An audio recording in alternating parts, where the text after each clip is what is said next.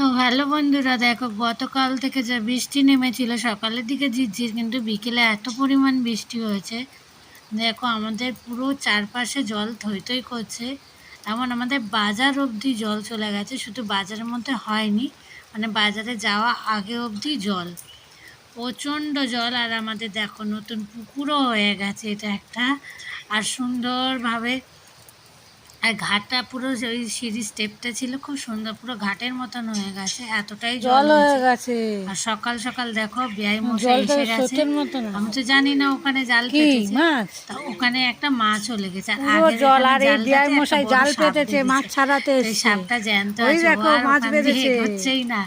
আর ওই যে মাছটা, জালের অবস্থা কি, মাছটা কি জ্যান্ত আছে? বললো না, মাছটা মরে গেছে। তো এই মাছটা ছাড়াচ্ছে, কিন্তু ওই ইয়েতেও ওই জালেও একটা মাছ বেঁধেছে, কিন্তু সাপটা খেতে এসেছিল ওটাকেই, তো সে নিজেই ফেসে গেছে। তো যাই হোক, ব্যয় মশাই কিন্তু খুব ভয় পায় মাইকে, সাপকে সবাই ভয় পায়, কিন্তু ও আবার দেখলে আবার 10 হাত দূর থেকে হাঁটাচলা করে। ওই জায়গাটা হয়ে গেল আমাদের চারপাশে, মানে ও সাপটার শক্তিতেই জালটাকে টেনে নিয়ে চলে গেছে। ওনার জ্যান্ত আজকে ছাড়াবে ওকে, ও ভয়ে আর জালেই হাত দেয়নি। যাই হোক, আমিও একটা কালকে কই মাছ পেয়েছিলাম, ওকে বললাম নিয়ে যেতে, তা ও আবার সেই কই মাছটাকেও নিয়ে গেল। আর এত পানা ভরে গেছে দেখো চারিদিকটা, জল থই থই করছে, আর পুরো দেখো সবুজ, যেন আমাদের সবুজ কার্পেট পাতা হয়েছে রাস্তায়। কেমন সুন্দর দেখো। আর এই যে পেঁপে গাছটা তো মরেই যাবে, পেঁপে গাছ একদম জল সহ্য করতে পারে না। যাই হোক, কী করা যাবে, আমাদের দুর্ভাগ্য। কতটা জল হয়েছে? অনেক জল, কাজে যাব কি করে সেটাই ভাবছি, কি অবস্থা, আমি তো পুরোই ভিজে গেলাম। তো ভিজে ভিজেই তো কাজ করতে হবে, ঘরের বাইরে বেরিয়ে কাজ করতে গেলেই ভিজবই। তো আমি এইগুলো, ওর বাবা এসছে, জামা কাপড়গুলো কাদা কাদা, একটুও মনে হয় ধোয়ও নি, ওখানে কিছু না, ওই নোংরাই পড়েছিল, ওইগুলো সব কটা আবার ধুচ্ছি।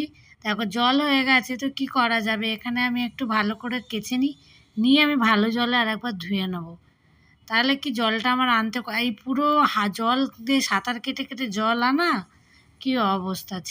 ছেলের বাপের আছে, ছেলেরগুলো তো নোংরা না, বাচ্চা মানুষ ও অত নোংরা হয় না, কিন্তু ওর বাবারগুলো পুরো কাদা বেরোচ্ছে, কাদা। যাই হোক, এইগুলো কেচে আমি স্নানটা করব, অনেকক্ষণ ধরে জলে জলে রয়েছি, স্নানের জল তুললাম, তারপর রান্নার জল, এইসব আনতে গিয়েই অনেকটাই সময় লেগে গেল। একটু ভিডিও রিলও বানালাম, বৃষ্টির রিলগুলো বানাচ্ছিলাম, সব সময় তো আর বৃষ্টি পাই না।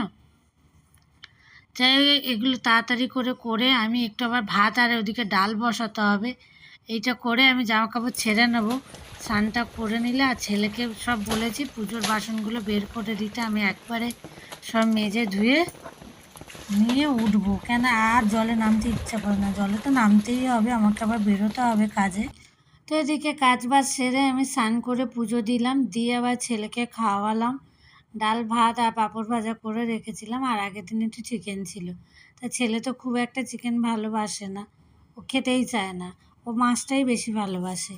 যাই হোক, মাছ নেই তো কী করবো, তা ওই দিয়েই খাইয়ে দিলাম, ও বললো মা খাইয়ে দাও। তো যাই হোক, ওকে আমি খাইয়ে দিলাম, আর ওকে বললাম তুই তাহলে শো। ও কিছুতেই শোবে না, দেখো আমার পিছন ধরেছে। আলাম, যাই হোক, আমার পিছনে গিয়ে লাভ নেই, ওকে সাইকেলে ওই খানিকটা এগিয়ে দেবো আর কি, পুরোটাই তো জল, অতটা জলে হাঁটতে হাঁটতে সত্যি নিজেদেরই পায়ের কোন নখগুলো একদম খারাপ হয়ে যাচ্ছে। আর একটুক্ষণ এই যাওয়া আসা করলেই পা ফাগুলো কেমন সাদা হয়ে যাচ্ছে, আর এই দিকটা কেমন দেখো জলটা পরিষ্কার, আর এইদিকে জলটাও কি গরম।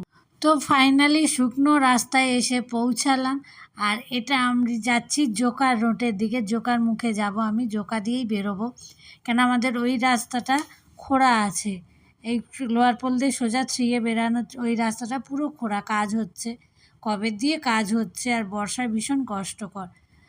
তো আমি এই দিক দিয়ে অটোও যাতায়াত হচ্ছে, তবুও আমি সাহস করে রিস্ক নিয়ে একটু ফোনটা বের করলাম, যে তোমাদের দেখাই, আমি আমার গাড়ি পক্ষীরাজ নিয়ে বেরিয়ে পড়েছি।